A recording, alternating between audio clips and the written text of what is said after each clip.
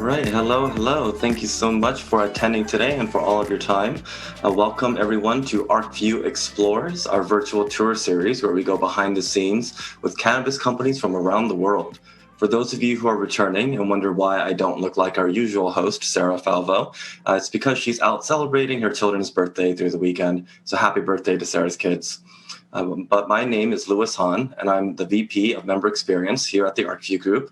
I've been in the industry for 6 years, and with Arcview for 5 of those years, primarily focusing on investment opportunities and educational experiences for the members in our network. If you're not familiar with our organization, the Arcview Group is the cannabis industry's first vertically integrated investment firm. We have 3 arms: our historical investor network, which for 10 years has serviced investor members interested in investing in and learning about the cannabis space. This year, we're excited to have launched Arcview Ventures, our venture fund focused on early-stage cannabis companies, and Arcview Capital, our FINRA-registered broker-dealer that enables direct representation in cannabis capital raises. I'm really excited to be hosting this tour with Aqualitas today. A couple of housekeeping items before we get into that, though. We'll be taking you first on a virtual tour of Aqualitas' operations. You'll then hear a short presentation on some of the other exciting things Aqualitas is doing. And at the very end, we'll be opening up Q&A so that you can ask questions directly about what you just saw. To familiarize yourself with the Q&A feature, find the Q&A button at the bottom of your Zoom window, whether you're on a mobile device or PC, and go ahead and drop a hello to us. Now, I'd like to share a bit about how Arcview and Aqualitas came to be such close partners.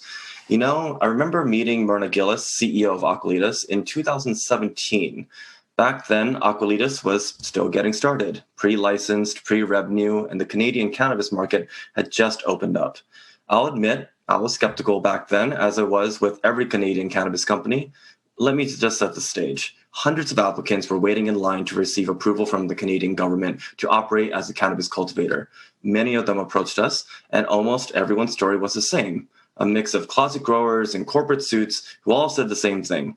We're going to grow the best weed, sell a lot of it, raise at a very high valuation, and quickly IPO. And if anyone here has been paying attention to the public cannabis markets, well, you've seen how some of that story panned out. Well, Aqualitas, I could tell, was different right from the get-go. Myrna has kept the company private to this day and comes from a background of being a distinguished and well-recognized disabilities rights attorney. And before approaching us here at Arcview, had made the smart move of making it mostly through the licensing process before even approaching us, to a stage that only 12% of applicants had reached at that time. They were on the cusp of receiving their sales license, which was the final step. Research was front and center in their business plan, having already teamed up with universities, national research councils, and obtaining government incentives to further their research. They were entering the Nova Scotia market in Canada that had no cannabis producers at the time, a smart first mover advantage that served as one of the foundations for why their Reef brand of cannabis products is prevalent all across Canada to this day. It's no wonder that when we presented Aqualitas at an Arcview Investor Conference, remember those, in 2017, first in Austin, Texas in June, and then in Vegas in November, that while they came to us seeking $2 million, they went on to raise over $8 million, mostly from members in our group. Many Arcview members are happy shareholders of Aqualitas, and I believe many of you are on this call here today. And with that capital, they've hired exceptional talent like cultivation and aquaponics supervisor Danielle Maitland, who holds multiple master's degrees in sustainable aquaculture and chemical engineering, and leads Aqualitas' care and management of their fish and aquaponics systems, as well as their research and certifications. Very happy to have them both joining us today. So it's my pleasure to be joined by Myrna and Danielle today to share what they've built over the years with the wind of Arcview shareholders in their wings. Myrna, thank you so much for joining us. We can't tell you how happy we are to be here today, and thank you for that warm introduction, Louis. I remember that May, Austin, Texas, 2017, like it was yesterday, even though a lot has happened between now and then. So we really feel that Arcview has been an integral part of our journey because obviously this was our first introduction to sort of the main stage. And we broke ground a month later in June of 2017, and we got our license in January of 2018, sort of meeting that promise of the timeline to licensing that we told your investors we would do. And we've really been hitting sort of milestone after milestone on that journey ever since. And we're here 3 years later, and very excited to share with you, our aquaponics platform and really do a deep dive, no pun intended, on that. And what we'll do after the video presentation is Danielle's going to give you a little bit of information on the collateral programs that we run with Aquaponics, which would be our nursery program, our environmental enrichment program, as well as the feed program. And then at the end, I'm going to talk a little bit about Syndica, Global Institute for Research and Innovation, which, to your point, has been a driving force for us since day one. And then just end a little bit on what difference does all of that effort make to the bottom line, and give you a little showcase on some of the numbers very briefly at the end. And one of the things for us that we always like to say is, premium is not a word you get to say. It is something you must earn. And it's based on quality, and it's based on consistency, and it's based on a brand promise that matters. And our brand promise has been about our environmental sustainability and our customer first, consumer first approach, and having products that are supported by research and development. So we're very proud to highlight our cultivation R&D today, but we'll also be talking about some of the other things that we're doing as well. So I'll sort of pass it over to you for the video. Thank you. Aqualitas is a value-added company which is differentiated from most of the players in the space. We have an experienced and credentialed team. We have been disciplined in the financial management of our resources. We have shown leadership and traction in research and innovation. We are an organic grower with one of the top products and brands in the Canadian marketplace. We are one of the few producers that have exported to the world, and we are a local company with a global vision. You will not find any more passionate team or anyone that you can trust as much as Aqualitas.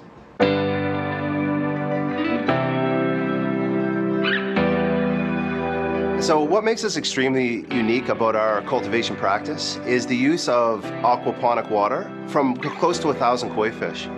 This water is extremely bioavailable to the plant. So we amend the soil with the aquaponic water. Koi fish generally are very suited to aquaponics because they have a high tolerance for a lot of nutrients in the water. Koi fish are very long-lived. The average lifespan is upwards of 25 years. That is a very nice benefit using koi fish because you don't have to worry about biosecurity nearly as much because you're not bringing anything new. If we don't have a disease in the system now, there's very low risk of bringing in new diseases because we're not bringing in new fish. The way our process is very unique. Applying the aquaponics to organic living soil, that soil is add water only. So there is no synthetic fertilizers. There's 16 ingredients in that soil, which makes up for all the nutrients that the plant needs. The nutrients that get produced are very available to the plants. So that we've found translates to higher yields, higher potency, and a better quality product. So as we continue to develop and maximize that health through our thoughtful genetic selection and a craft-style production method, we're able to bring out bold sensory experiences and high marks in the look, the touch, the taste, the smell, and the sensation, and we score high in each one of these categories. So for the consumer, what Aqualitas promises you are you're going to see uniformity in the buds. You're going to see beautiful crystals and bud structure and density. You're going to have a white burning ash if you like flower. If you like an edible or you like a concentrate, you're going to have powerful flavor and aromas that are there for you. So we invested a lot of time and we're very patient to make sure that the things that we release to the public were premium products.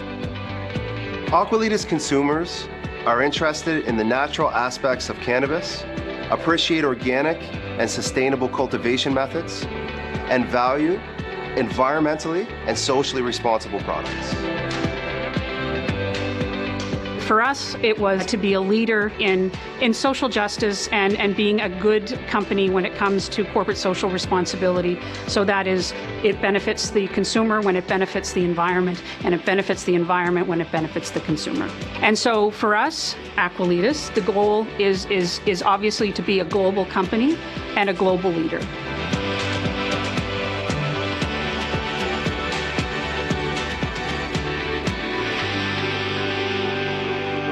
What makes us different is that we took a traditional aquaponics system, and we knew that while it was good in relation to green leafy plants that only required nitrates and not a lot of other nutrients that a flowering plant would need, and so we knew what the issues were going to be, and that's what we worked on. We worked on how do you have an aquaponic system that allows you to grow flowering plants. The primary difference, I think, is the focus is entirely on the plants. A lot of the times with traditional aquaponics, to be profitable, you need to split your focus to make sure that you produce your fish as fast, they grow as fast as possible, as big as possible, you get as much meat as possible, as well as optimizing your plant growth. Because we are only making money from the cannabis side, we're not selling the koi, we're not harvesting the koi, we make sure that the environment is healthy for the fish, but we aren't pushing them to grow as fast as they can. And they're a bioreactor. They're making nutrients that we can use to grow the cannabis as healthy as possible. And we are working with nature in a way that promotes a healthy microbiome in the soil and in soilless mediums to make the nutrients more available. Instead of, in a lot of hydroponic systems, you will sterilize the whole thing in between every run. Every emitter, everything is completely sterile to start with, and you only give them the chemical nutrients they need. There's no biome helping, build and develop the flavors and the potency in the cannabis. Aqualitas' process is unique in the entire cannabis space because I can tell you with complete confidence that no one is growing cannabis exactly the way that we are growing cannabis. The fish system is what's called a recirculating aquaculture system. So the fish live in large tanks. They're fed and they produce waste.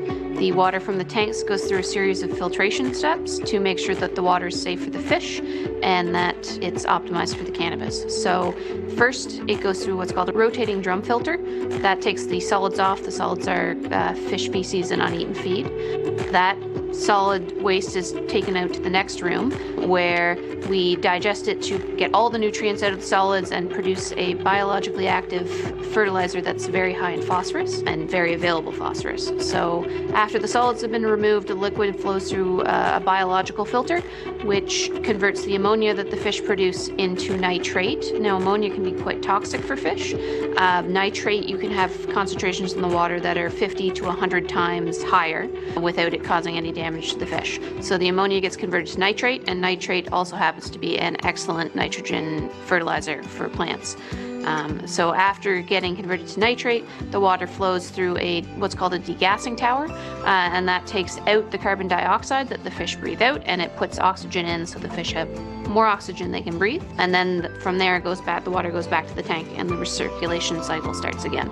The water for the plants is taken off just after the filtration steps, so it can be pumped to the grow rooms where it can be used, and then any water that gets returned can be returned at the start of the filtration steps, so it all gets filtered through again before it gets back to the fish.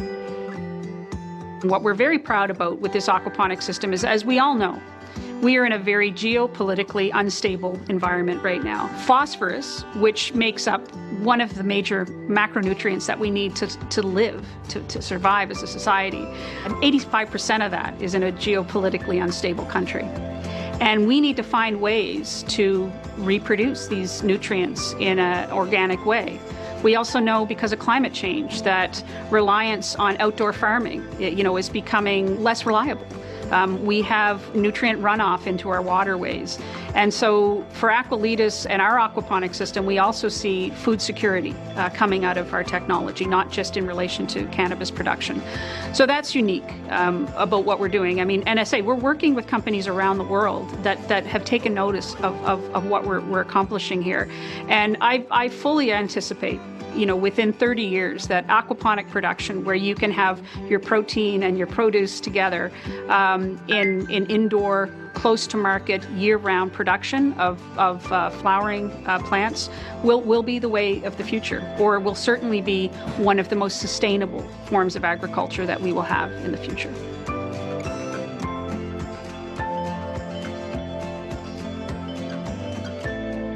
That was excellent. Thank you so much for putting that together, Aqualitas team, and allowing us to go behind the scenes with your great operation there.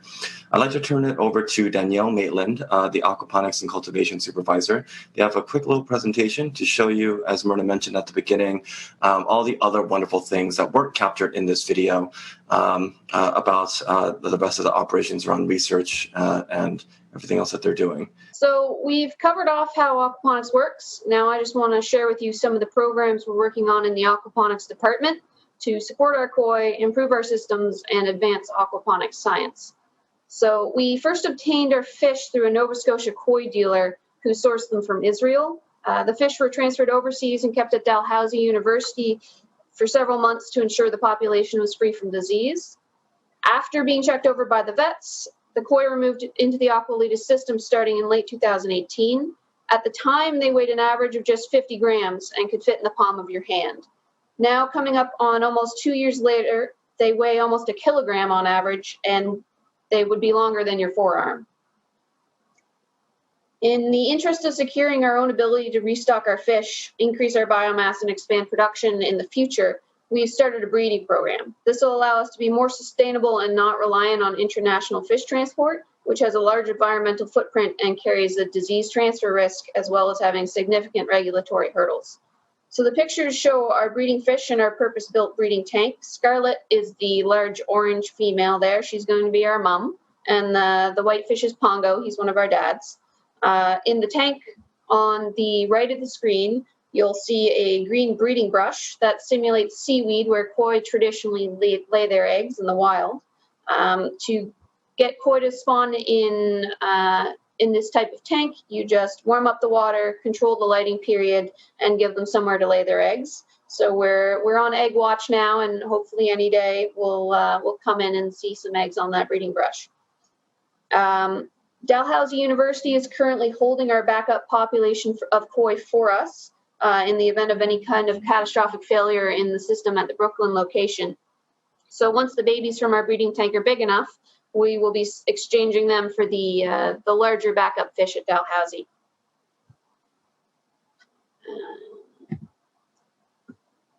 Moving on to the next slide. So happy fish are hungry fish, and hungry fish eat a lot of food and produce great nutrients for our plants. So to that end, we've been working with researchers at the University of Stirling in Scotland and Dalhousie University in Halifax, who specialize in fish welfare and behavior and animal boredom, to ensure our koi have an engaging living space which stimulates them and simulates the positive aspects of their natural environment. One of our most successful environment enrichment attempts is shown on the left, and that's a demand feeder. So you have a hopper filled with food that sits above the tank, and a small white ball sits under the water. When the koi hit the ball, food falls out, and they get to eat it. It took them about 2 weeks to learn how to use this. The fastest learner is shown in the picture. That's Einstein. He likes to swim up to the feeder with his mouth above the water, fully open, so when he hits the ball, food falls straight into his mouth. He doesn't get it all, though, so some of it falls around him, and everybody else can eat that. We've also put in hides in several of the tanks. We've found that if there's a skittish fish in a tank, even just one fish, especially if that fish is large, that fish being skittish will make all the fish in the tank skittish. And skittish fish do not come up to the surface of the water to eat their food. So we were noticing in 2 of our tanks that during the day they wouldn't eat food. They'd wait until we turned the lights off, and then it would be a feeding frenzy. So to get them to eat throughout the day instead of just as soon as the light turns off, we gave them a hide which simulates like a fallen log or seaweed where they would hide in the wild, and that has made them a lot braver, and they're eating a lot more regularly now. We have a list about the length of my arm of different types of hides and tank toys that we're looking into. Koi are foraging fish, so that's one of the focuses of this environment enrichment program, is finding ways to simulate the foraging behavior they get to do in a natural environment. Moving on to our final project we're going to talk about today. One main challenge we've identified in aquaponics is that most aquaponics growers, especially commercial growers, need to use whatever fish feed is available to them in commercial volumes. And the only fish feed available in those volumes are feeds that were originally designed for traditional aquaculture applications like open net pens. Unfortunately for us, these feeds have been designed over the past few decades to meet the bare needs of the fish while minimizing the nutrients that get released into the environment. This is great for traditional aquaculture because it limits the environmental impact to oceans and streams and ponds and lakes, which receive the fish waste from these traditional aquaculture facilities, but it's very counterproductive for aquaponics, where we want the fish to produce balanced excess nutrients, which can then be used to grow our plants. To address this issue, we've obtained an Industrial Research Assistance Program grant through the Canadian government to help us develop our own proprietary organic fish feed. This feed will allow us to provide excellent nutrition to our fish while optimizing and creating a balanced nutrient effluent for the plants. So that's some of the things we have going on. I'm now going to pass things on to Myrna, who will speak a little about the other benefits of our research programs and the advancements we've made. So I'm really happy to tell you a little bit of our progress under Syndica, the Global Institute for Cannabis Research and Innovation. And we've had research collaborations with countries around the world, including Israel, the EU, the UK, the US, the Netherlands, Germany, South Korea, and Scotland, as well as multiple research partnerships here in Canada. Since 2017, we've received over $2.5 million in funding and grants from the provincial and federal levels of government through their research programs, which are to sustain commercialization of innovation to support economic development. And what we're very proud about that is those levels of support for us are actually unprecedented in the cannabis industry. And those are all follow-up fundings because we've hit the milestones of the commercialization of various parts of the project that we've advanced over the years.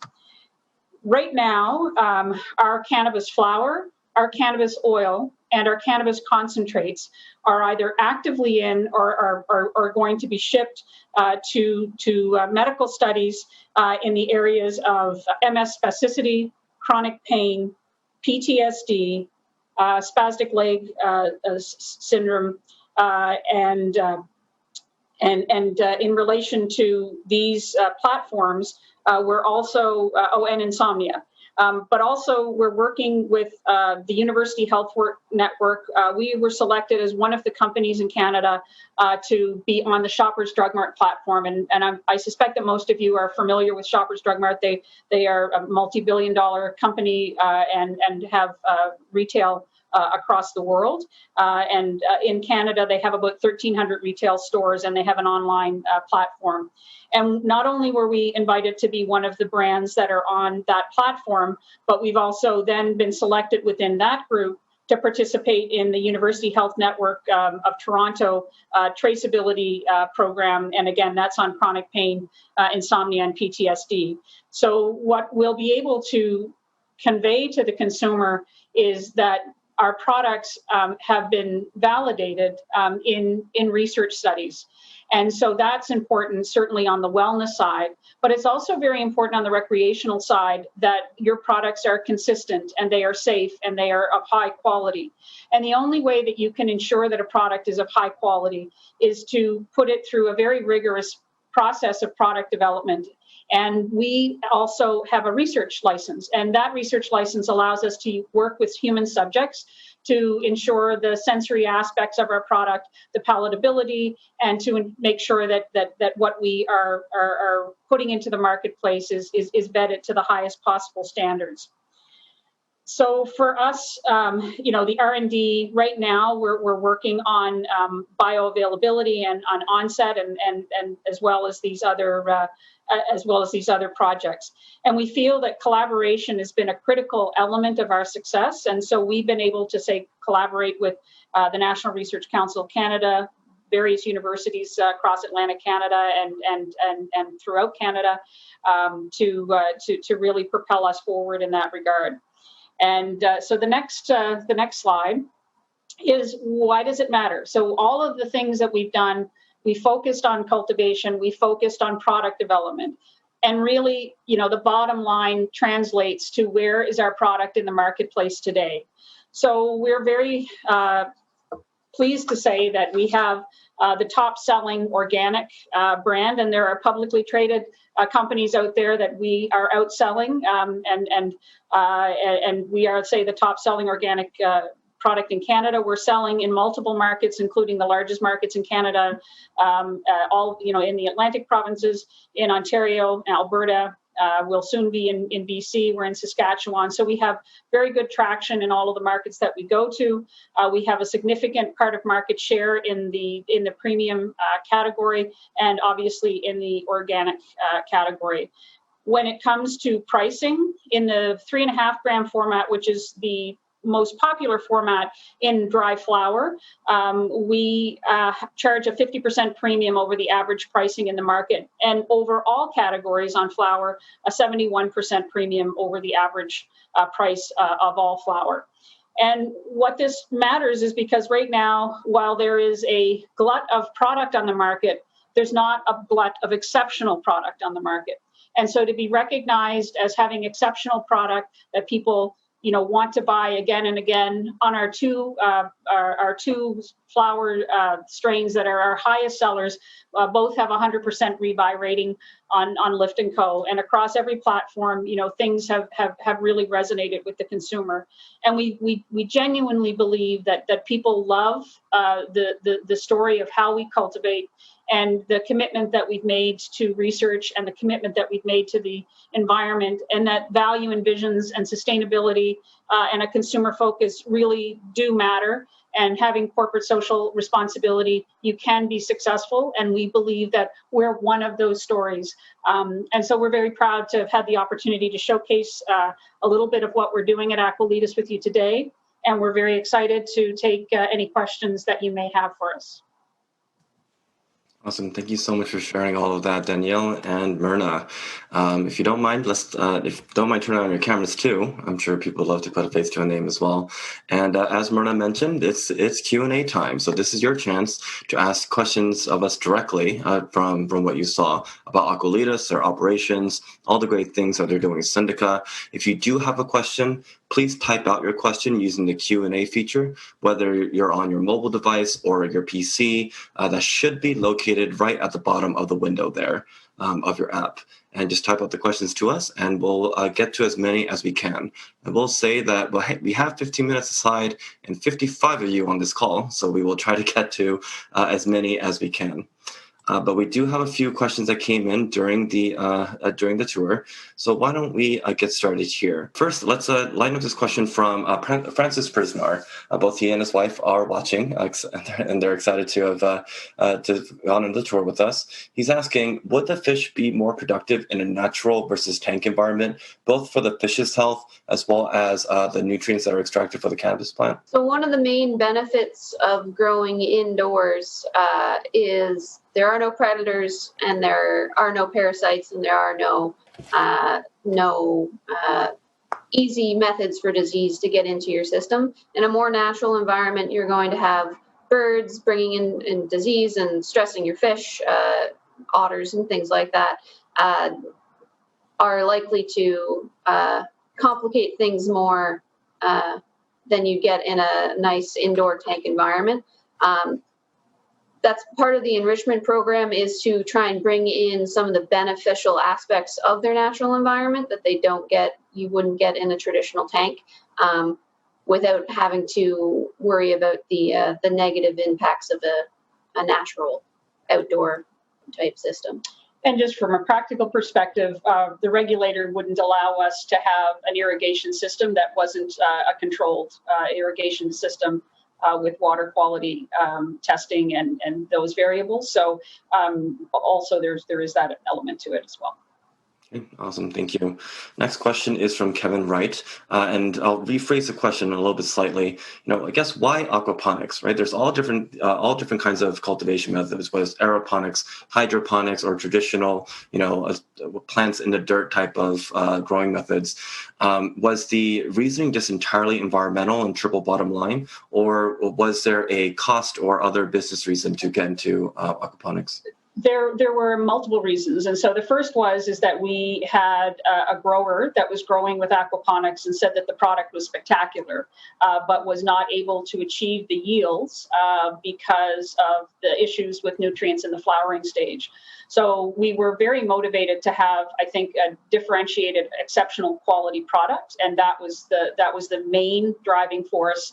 And we knew that we had some time because the Canadian licensing process was a meandering kind of road. So we thought, well, let's work on this and see if we can get our fails in before we have to work with an actual cannabis plant. And then actually we worked with cannabis as well.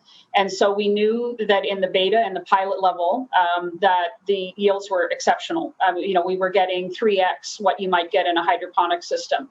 And we knew that the terpenes were very rich and the potencies were higher. And that is translating across 15% to 30% more in the potencies and in the terpene presentations. So it was quality first, and then costs came. The second or the third most expensive input outside of electricity and labor is your nutrients. And so this is a much more cost-effective nutrient delivery. And we were mindful of the environment. And when we did our design, we looked not only at cultivation, we looked at our lights, we looked at gravity flow, we looked at all of the ways that we could be more energy efficient and have a lower carbon footprint as a producer. So this really fit well with that. But if we started this and we didn't get the results, like we wouldn't have kept beating away at the drum. Like we would have said, okay, this was a nice idea, but it didn't work. But we were able to show the success of it, and it's really made a difference. And obviously, the product has resonated so well with the consumers that is our bottom line, as well as all of the good things that we get to do from a consumer and environmental perspective. Awesome. Thank you.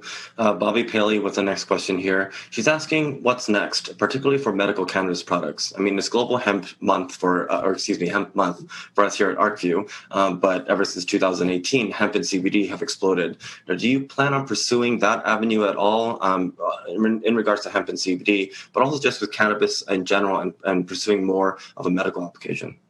So the hemp-based products, which are the sort of the 0.3% or less THC products, are generally grown outdoors. So that wouldn't necessarily be something that we would do in the aquaponic system unless we did it outdoors with maybe some water irrigation coming from the inside to the outside.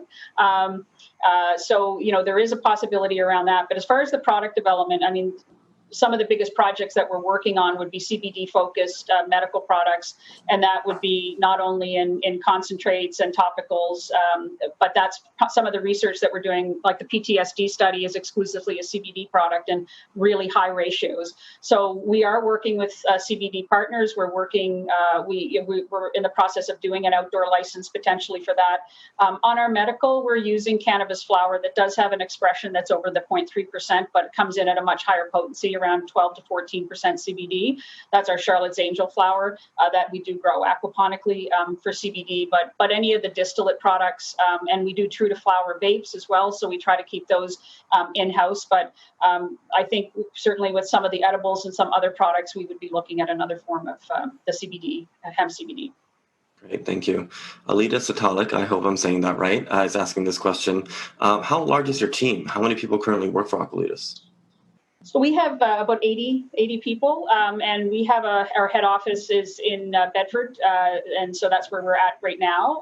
And Danielle would be at the production facility. So we have, it's about 70-10 is the split, and we're growing, literally every day. And now that we're taking on an edible, we just had some hires around that. Danielle's department sort of continues to grow now that we're using fish water and in all of the rooms. Her job has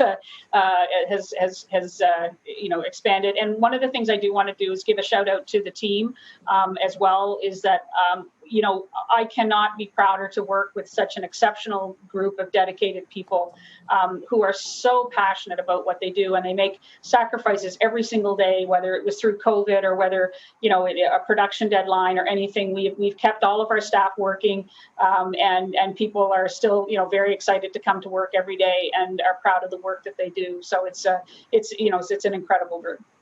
That's exceptional to hear that you're able to push through and keep things going through COVID of all things. That's awesome. I'd like to ask a question about your international expansion. You mentioned all those different countries that you're in, and I'd like to learn, of all those countries that you're in, besides Canada, which countries do you have the most reach in and progress in, and where do you also see the most opportunity? So I would say that we have the most reach and progress in Israel and in Germany and in Poland. And I think that those are big opportunities. If you were to ask me what, I would say that I don't see export of Canadian cannabis into these markets as a long-term proposition. I think that domestic production will eventually take hold in every one of those jurisdictions.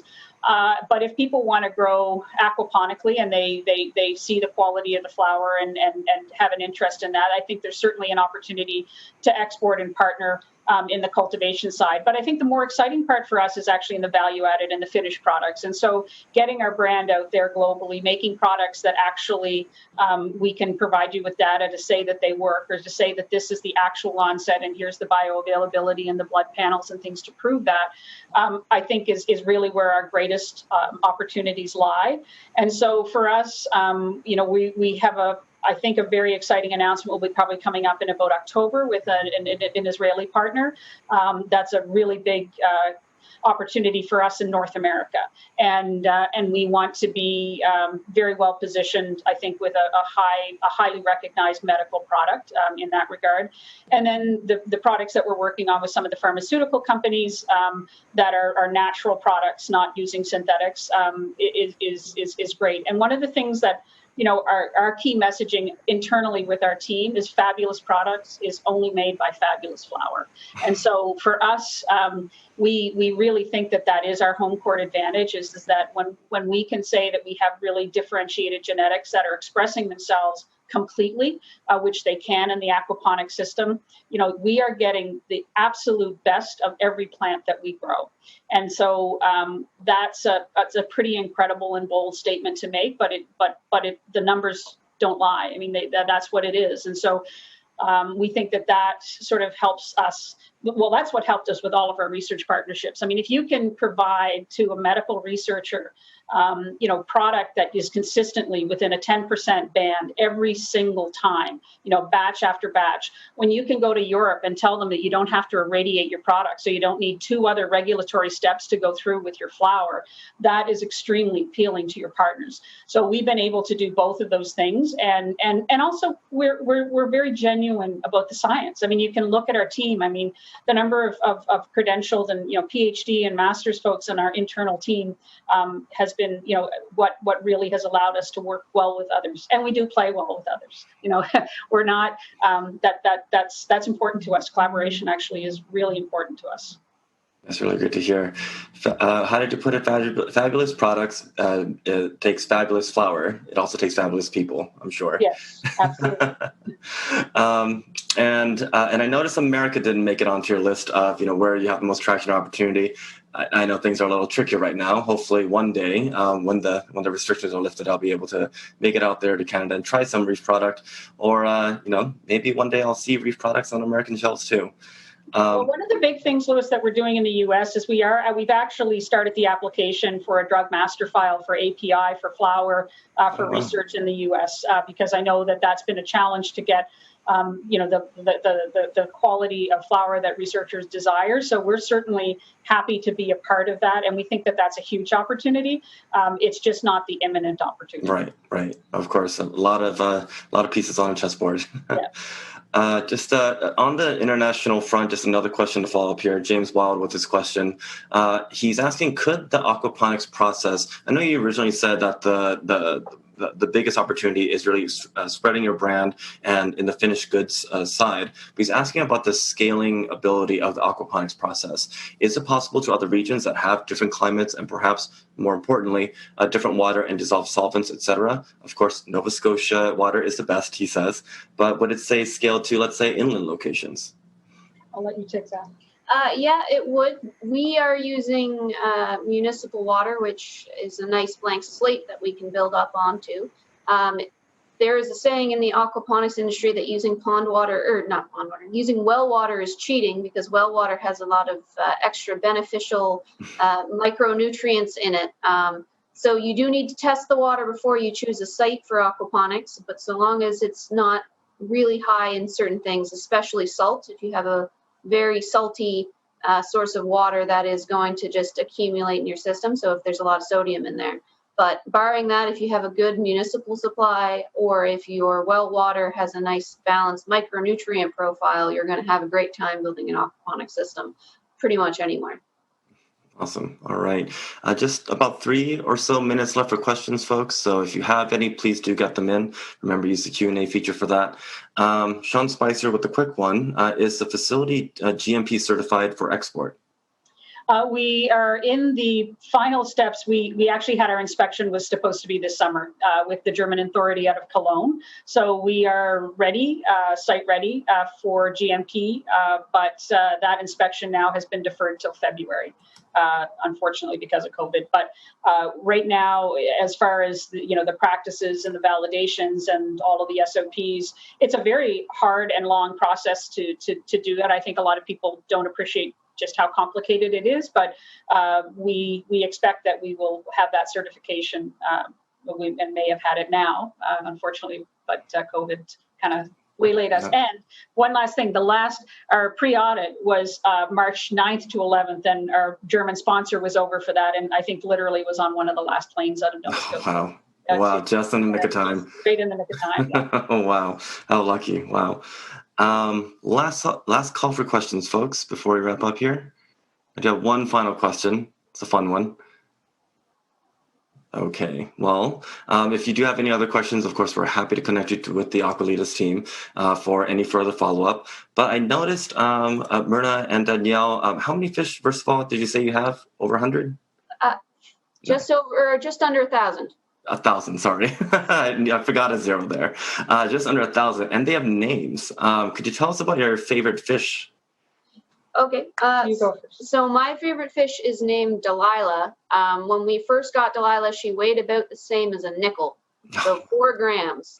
And we were watching her, and she seemed to be trying to eat a lot, but she wasn't growing. So one day we sat there and we just stared at the tank for about 20 minutes, and she'd swim up to a pellet and she'd eat it, and then a few seconds later she'd spit it back out. And we realized that was because her tiny mouth was too small for her to swallow the pellets. Oh. So she was trying really hard, but she wasn't actually getting any food in. So for about 3 months after that, we'd take about half of the food that tank was getting, and we'd grind it up with a mortar and pestle to make it small enough that tiny little Delilah could actually eat it. And she really liked that. Her weight started taking off, and now she weighs about somewhere between 1 and 2 rolls of nickels. She's up around 200 grams at this point. So she's my favorite fish. So first of all, I want to thank Danielle for all of the incredible work that she does with our fish. They could not be in better hands with her and her team.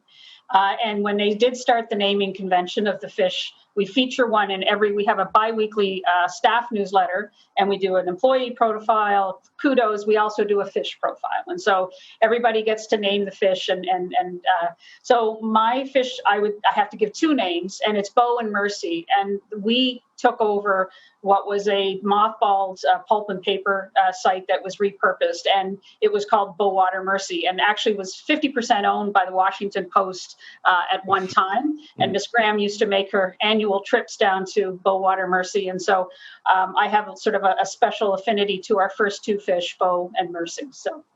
Oh, wow. That's such a wonderful story. Do all 1,000 fish have names? No, if our team can consistently recognize a fish, or if they have a unique coloring or a unique personality feature, they get a name. Oh, that's awesome. That's awesome. Well, thank you so much again for that wonderful tour, answering all of our questions. Audience members, please do stick around. We have a few other closing items, but Myrna and Danielle, any final thoughts before we close out for today? I just want to thank, Arcview, because you really have been instrumental in our success. And so when we share this story, I genuinely feel that we are sharing a joint story. And thank you for the opportunity to come on. And from every question at the top, whether it's from Francis right on through to, we recognized most of those names. So that just shows how close we feel to the people, that are supporting us. And so, thank you very much just for taking an interest in what we're doing. We're very proud of it and very proud of our team. And so, thank you. I don't know if you've... Okay, you put it well. Awesome. Well, thank you so much again for your time. That was Aquaponics, Aqualitas, everybody, with the Aquaponics setup. Thank you so much. Thanks very much, Lewis. All right. And now, audience members, you should be seeing a poll launching. Please take a moment to fill that out as we close for today. Your feedback is really important, not just from what you heard about today, but as we develop programs moving forward, whether it's the virtual tours or anything else that we're doing in anticipation for season 2, starting September 1st. Just a few closing items. If you would like to join us as a member to get free access to these tours, all of our members are able to gain access to these tours for free, as well as a host of other benefits, whether you're looking for community, education, or investment opportunities. We have membership levels for people at all points in their cannabis journey, whether you're just getting started or looking for an investor or raising capital in the space. You can contact us at sales@arcviewgroup.com, and we're happy to provide more information. This episode was also a special treat, but season 2, as I mentioned, of our programming will be officially launching on September 1st with more tours, roundtables, deep dives, workshops, and more through the rest of the year. You can catch some examples of what we did in season 1 at arcviewaccess.com, where you can catch recordings from our recent deep dive into the Chinese hemp industry, interviews with sports legends Isaiah Thomas and Marvin Washington, and an inside look into American legalization with Congressman Blumenauer and Gardner. We have exciting more educational opportunities for you in store, so be sure to sign up at arcviewaccess.com to stay up to date. And with that, I want to thank you so much for your time. I hope to see you on our next programming, whether it's the tours or Arcview Access or anything else. Until next time, we'll be leaving this poll up so that you could have some time to fill this out. But again, thank you so much for your time.